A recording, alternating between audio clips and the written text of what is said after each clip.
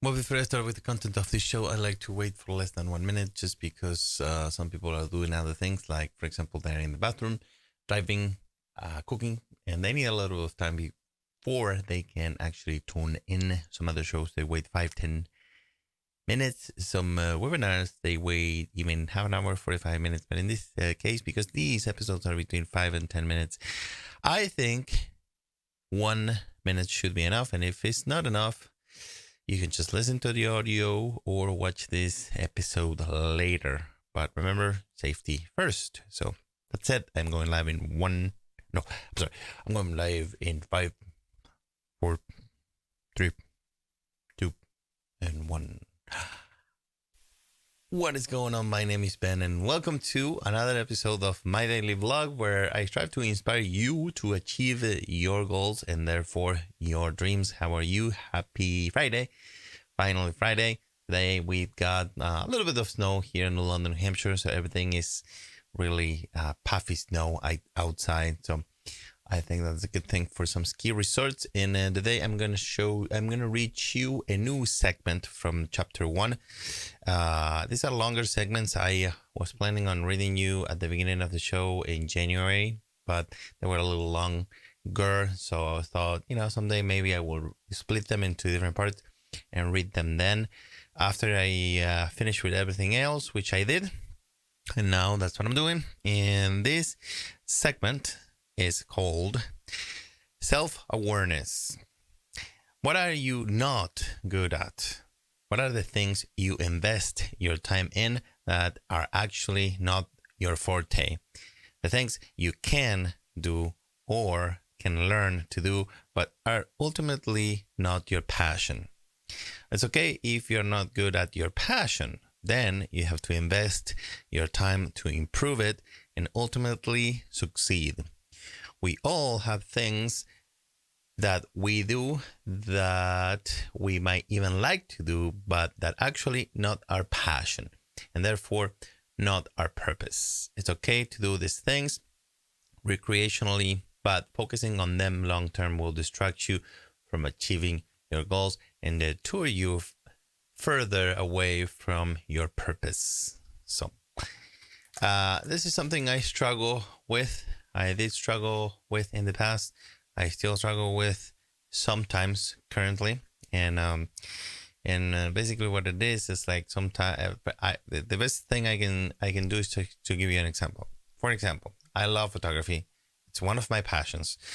But photography is very broad. It's a very broad art form. You have wedding photography, you have portrait photography, you have landscape photography, you have underwater photography, you have animals photography, you have wildlife photography, you have HDR photography, architecture photography, and so on and so forth. So in my case, I'm always interested in learning, at least trying all kinds of photography. And I did some underwater photography. I did some water with smoke. I did some HDR at the beginning, which I still love so much. And I will continue to do that. I did portraits. I shot a wedding once. And I do landscape occasionally. I did macro photography, and but there are certain niches of photography where if you really want to do them, excel or do them very, very well, you really need to niche in and get certain tools. For example, macro photography. I did some macro photography, and then I got this rail that has a little engine, a little motor, a little robot that you can say, I want you to go 5 millimeters. So you take very different shots of, let's say, an ant. So you're taking 46 different shots of the ant. That is, she is dead or sleeping, whatever. So then you put all those photographs together, stack them, and then you get the entire ant in focus. So that's stacking. It's called stacking. So, but when you get to that level, you need certain equipment. And I did get that equipment many years ago. By the way, I'm going to sell that equipment. So if you're interested, leave me a comment and I'll tell you how much it is, what type of equipment it is. Anyway, but that takes a lot of time, right? This takes a lot of time, not only to learn, but to be really good at that kind of photography, learning all the equipment, how to use it, download the software.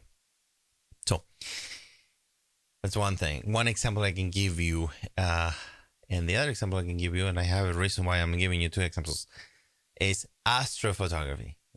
Beautiful. I was so inspired by this photographer. It's a local photographer who takes these amazing, amazing pictures of the Milky Way. And, he takes several pictures. But there's a piece of equipment called tracker, meaning what it does, you need to align the tracker with a certain star. And then you put your tripod, and you will set your camera to take pictures every 10 seconds or whatever. There is a math to it.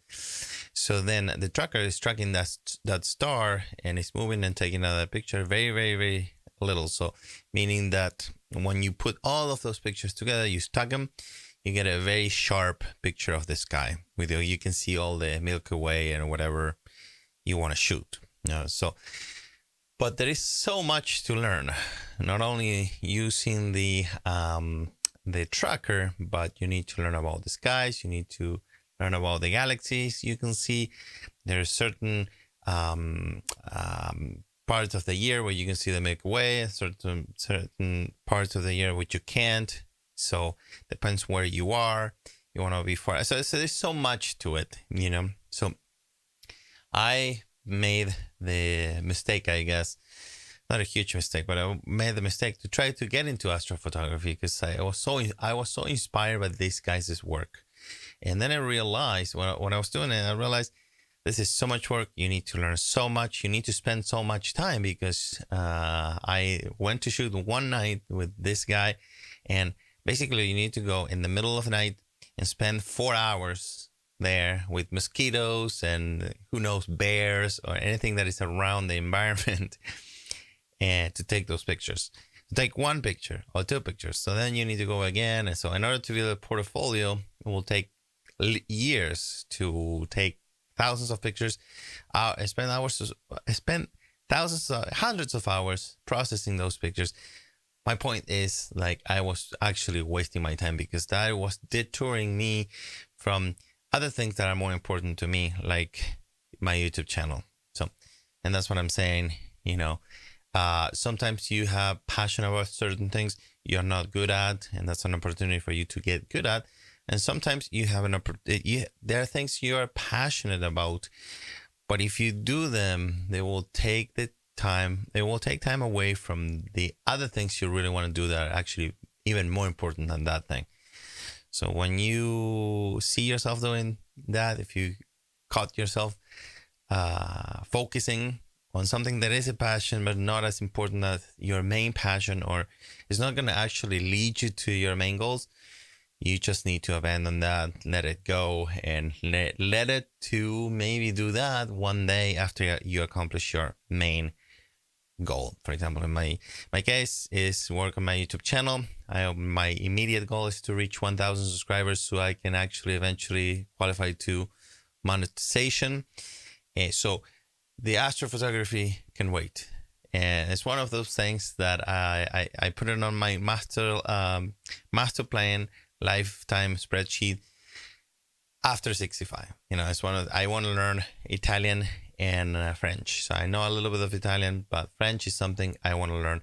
It's after 65. If I get time to it, if I'm even alive, I'll learn French, because I would like to learn French, but it's not a priority right now. So astrophotography for me is after 65. So that's kind of what I'm saying with that little segment. I don't want to make this too long, but that's the gist of it. And now I do have a quote from the back of Masterplan Your Success. I do have a collection of 236 personal quotes, and the quote that I have for you right now reads, "Punishment teaches what not to do. Pain often teaches what to do." Okay, so let me know what you think about that quote in the comments below. That's all that I got for you tonight. I will be back in about 5 to 10 minutes. I'm going to try to do 3 episodes tonight because I've been called to make 365 episodes during 2019. I want to do them before December 31st. So I'm going to try to do 3 episodes tonight. I'll be back. But before I do that, I want to tell you that if you like this video, please Give it a like. Your likes really do help my channel. I make this channel for you. Of course, I make it for me, but I do make it for you. So every time I get a like or a subscription, excuse me, it makes me so happy. So I really do appreciate each one of them. If you want to learn more about leading a successful life, photography, filmmaking, acting, and audio, subscribe to my channel. That is the kind of content that I produce. And if you have any questions or comments, please leave them in the comments below, and I will do my best to answer them as soon as possible. Typically the very next day, unless I need to research my answer, in which case it will take me a little bit longer, but I promise you I will reply to you as soon as I can. And again, thank you so much for watching, and I will see you in about 5 to 10 minutes.